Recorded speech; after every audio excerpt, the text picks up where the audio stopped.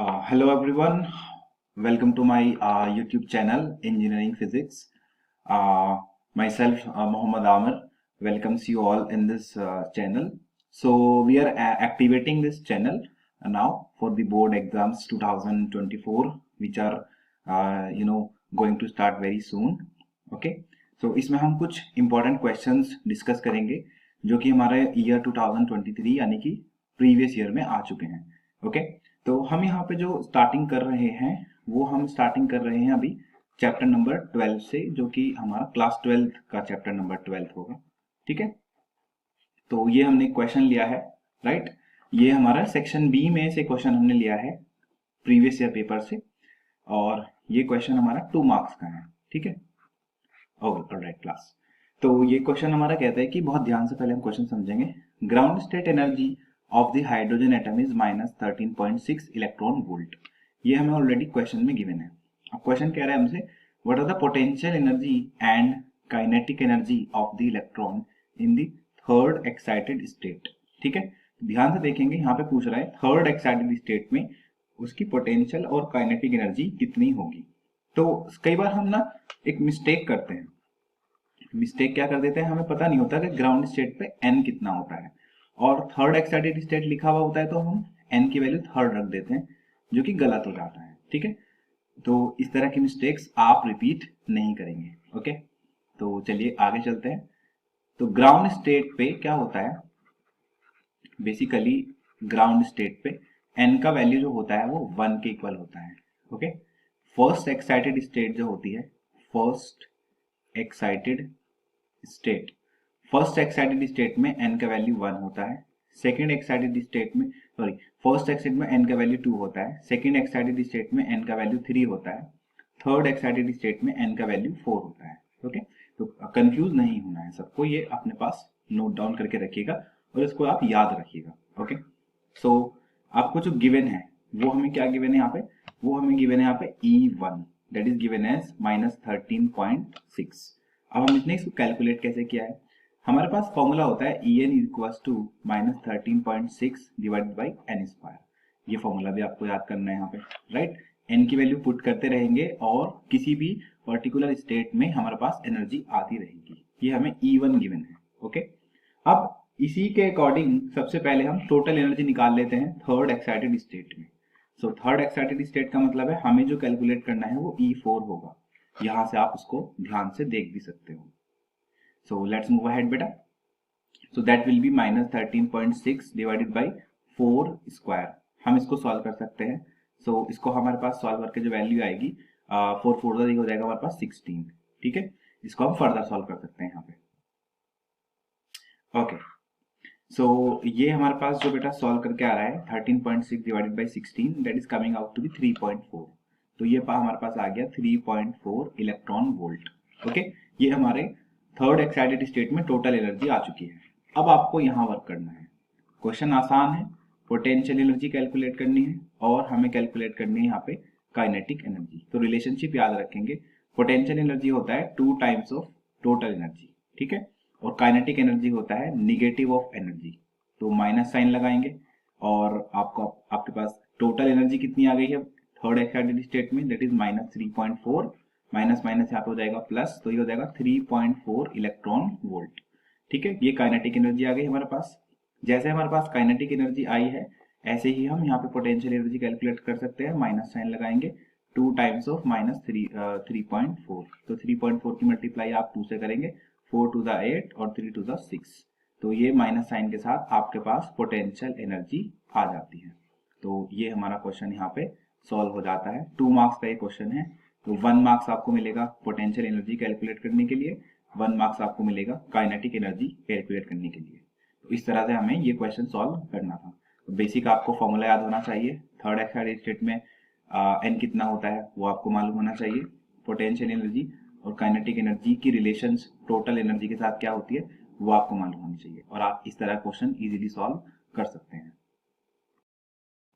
So this is our second question from the same year 2023, and the marks of this question is also same as 2 marks. Okay, all these questions are from the board exam paper only. Okay, the question है कि calculate the wavelength of the second line of Lyman series in A spectrum of hydrogen atoms.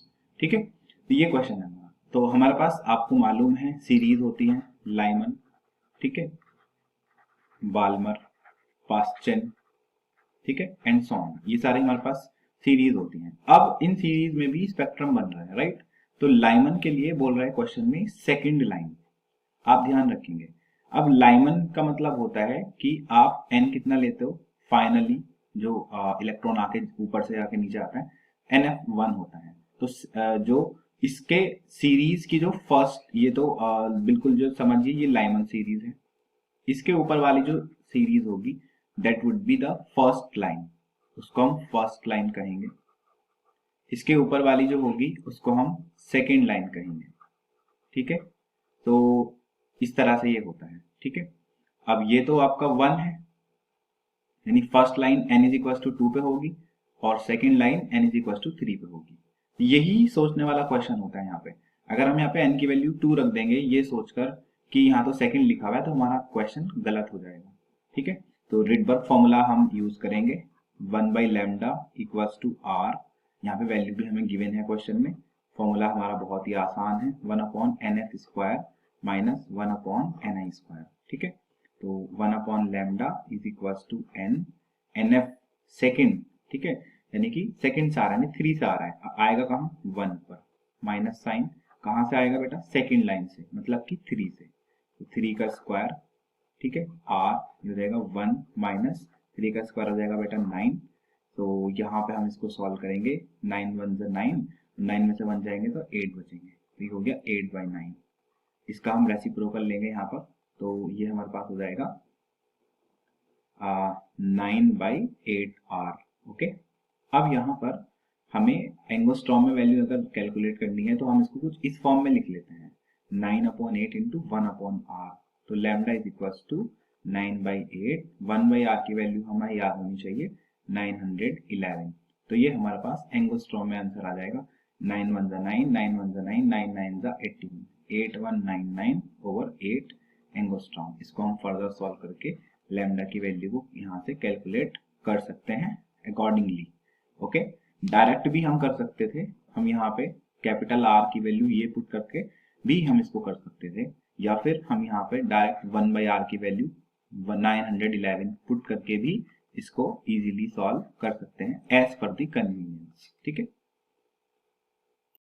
Okay, so let's move ahead towards question number 3 from the same session, okay, 2023 question paper. तो question atom का ही है, the ground state energy of the hydrogen atom is minus 13.6 electron volt. अब ध्यान दीजिए, फिर से ground state की बात कर रहा है, यानी कि आपको n इज इक्वल टू 1 पे E1 जो गिवन है that is minus 13.6 electron volt. Bohr model बहुत इंपॉर्टेंट है एटम से। An electron makes a transition from an energy level of, अब ये है काम की चीज। अब हमें नहीं पता ये n कितना है, En गिवन है माइनस 1.51 इलेक्ट्रॉन वोल्ट, और एक आपको n गिवन है, एक इनिशियल होगा एक फाइनल होगा। तो ये जरूर इनिशियल है क्योंकि 2 लिखा हुआ है यहाँ पे, यानी कि आप फाइनल पे जाने वाले हैं, आप जाने वाले हैं माइनस के 3.4 इलेक्ट्रॉन वोल्ट पर। तो क्वेश्चन आपसे पूछ रहे हैं calculate the wavelength of the spectral line emitted, okay. तो एक तो आपको कुछ चीजें याद होनी चाहिए, ठीक है, जैसे कि n की वैल्यू क्या रखें कि 1.51 आता है। तो बहुत ही सिंपल होता है ये, जैसे कि हमारे पास फॉर्मूला था माइनस के 13.6 डिवाइडेड बाई n स्क्वायर। तो यहाँ पे जब आप 1 तो ये रख चुके हैं, 1 पे तो आपके पास 13.6 आ ही चुका है। आगे जब आप n के वैल्यू 2 रखेंगे तो 2 का स्क्वायर यहाँ पे 4 होगा। तो माइनस के 13.6 को जब आप 4 से डिवाइड करोगे तो आपका आंसर जो आएगा वो माइनस के 3 पॉइंट इलेक्ट्रॉन वोल्ट आएगा, यानी कि आपने n का वैल्यू यहाँ पे कितना पुट किया था 2, यानी कि ये जो मुझे वैल्यू गिवन है वो 2 की गिवन है, ठीक है। तो E2 मेरे पास माइनस के 3.4 है, डेफिनेटली ये वैल्यू 3 ही होनी है, चेक भी कर सकते हैं आप। तो हमारा ट्रांजिशन कहाँ से कहाँ हो रहा है, 3 से हम 2 पे जा रहे हैं, तो हमारे पास आ चुका है Ni और ये हो गया हमारे पास n। हमें निकालना क्या है, लैम्डा। तो लगा दीजिए Rydberg formula, 1 by lambda equals to r, 1 upon NF square minus 1 upon NI square. अब आपको यहाँ से बिल्कुल मेथड पता है क्योंकि हमने अभी पीछे भी सॉल्व किया है कि इसको हम कैसे सॉल्व करेंगे। तो आर रखिए, एन एफ का वैल्यू रखिए 2 का स्क्वायर माइनस एन आई का वैल्यू रखिए, एन आई कितना है यहाँ पे 3, तो ये हो जाएगा 3 का स्क्वायर, आर 2 का स्क्वायर 4 होगा, 3 का स्क्वायर 9 होगा, 1 by lambda equals to R, 9 और 4 का एलसीएम लेंगे दैट वुड बी 36। ठीक है, ये 9 और यहाँ पे 4, बहुत बेसिक हम बिल्कुल सॉल्व कर रहे हैं। अगर कैलकुलेशन में भी दिक्कत आती है तो आप यहाँ पे देख सकते हैं इजीली। तो ये हो जाएगा 5/36। ओके, देन अगेन वही प्रोसेस फिर से, इसका रेसिप्रोकल हम लेंगे 36 डिवाइडेड बाई 5, 1 बाई आर को हम अलग लिख कर चलेंगे, तो ये हमारे पास हो जाएगा 36 डिवाइडेड बाई 5, 1 बाई आर का वैल्यू अगेन 911, आंसर हमारा एंगस्ट्रॉम में आ जाएगा। और जब हम इसको यहाँ पे कंप्लीटली सॉल्व कर रहे हैं 36 इंटू 911 डिवाइडेड बाई 5, तो ये हमारे पास जो सॉल्व करके आ रहा है दैट इज 32796 डिवाइडेड बाई 5, और लैम्डा का वैल्यू यहाँ से सॉल्व करके आ जाएगा 6559.2 एंगस्ट्रॉम। इसको आप अगर मीटर में चेंज करना चाहें तो आप इजीली कर सकते हैं। 1 एंगस्ट्रॉम में होते हैं 10 की पावर माइनस के 10 मीटर।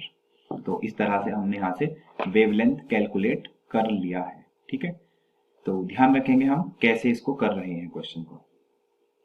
ओके, क्वेश्चन ये हम सेक्शन बी को कवर कर रहे हैं और हमने क्वेश्चन पेपर लिए हुए हैं 2023 के। Using Bohr's postulates, obtain the expression for the radius of nth stable orbit in the hydrogen atom. Okay, तो यहाँ पे हमसे डेरिवेशन कराई जाएगी, तो डेरिवेशन हमें यहाँ पे करनी है। डेरिवेशन करने के लिए हम क्या करेंगे, एक छोटा सा डायग्राम कंसीडर करेंगे। ठीक है, ये लेटर से हमने यहाँ पे एटम का स्ट्रक्चर बनाया। ठीक है, बीच में हम न्यूक्लियस बना लेते हैं। ठीक है, न्यूक्लियस पे आपको मालूम ही है पॉजिटिव चार्ज होता है और इलेक्ट्रॉन्स जो हैं ये पर्टिकुलर ऑर्बिट्स में रिवॉल्व कर रहा होता है। ठीक है, ये हमें मालूम है, राइट। अब हम ये मान के चल रहे हैं कि यहाँ से लेकर यहाँ तक का जो डिस्टेंस है, पर्टिकुलर डिस्टेंस, वो लेटर से इसका रेडियस है, हमें nth ऑर्बिट के लिए कैलकुलेट करना है। ठीक है, अब ये इलेक्ट्रॉन रिवॉल्व कर रहा है हमारे न्यूक्लियस के चारों ओर, ये हम जानते हैं। ओके, बोर का मॉडल हमने यहाँ पे स्टडी किया है। तो बोर के पोस्टुलेट को क्योंकि हमें यूज करना है, यहाँ पे क्वेश्चन ने हमसे कहा भी है कि बोर पोस्टुलेट यूज करिए। सो जो बोर का पोस्टुलेट है, according to that one, so one of the postulate is there according to Bohr's postulate that he has given for the atom.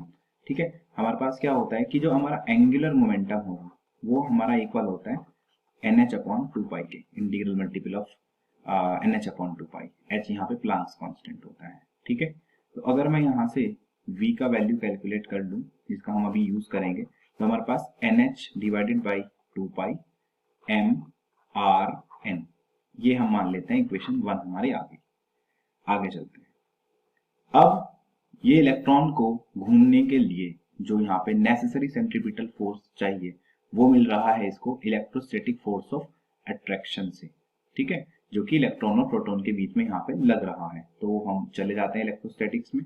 तो वहां पे हमने पढ़ा है कि K Q1 Q2, राइट, क्योंकि दोनों ही इलेक्ट्रॉन्स हैं, मतलब दोनों पे चार्ज यहाँ पे सेम है, तो हम यहाँ पे लिखेंगे E square divided by distance square. तो डिस्टेंस तो रेडियस है यहाँ पे, क्योंकि distance square multiply by Z।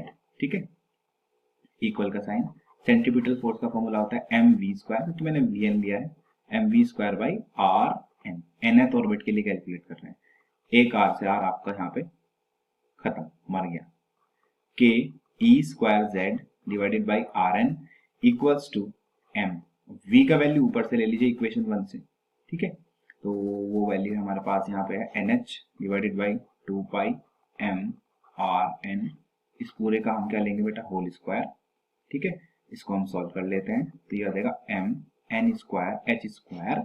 आप लोग ना एक एक स्टेप को बड़ा ध्यान से देखिए, m n square h square, 2 का स्क्वायर 4 हो जाएगा, 4 pi square m square r n square.